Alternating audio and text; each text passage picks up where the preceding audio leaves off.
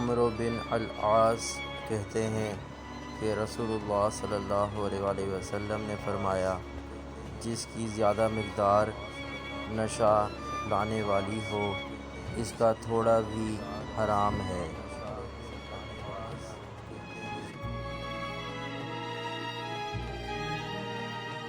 انس بن مالک رضی اللہ تعالی عنہ کہتے ہیں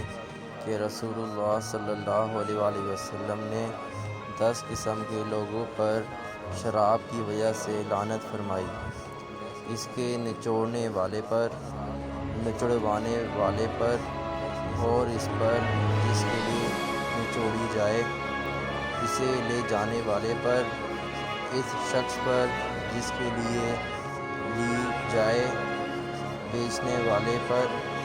اس پر جس کو بیچی جائے، پلانے والے پر، اور اس پر جس کو پلائی جائے، یہاں تک کہ 10 کو آپ نے گن کر اس طرح بتایا۔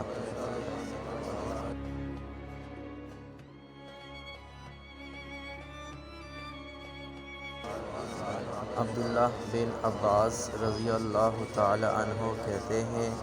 کہ عمر رضی اللہ تعالی عنہ کو خبر ملی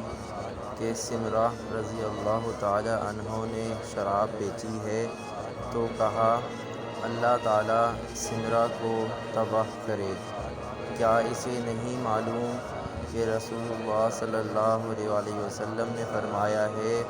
کہ یہود پر اللہ کی لعنت ہو، اس لیے کہ ان پر چربی حرام کی گئی تھی، تو انہوں نے اسے پگھلایا اور بیچ دیا۔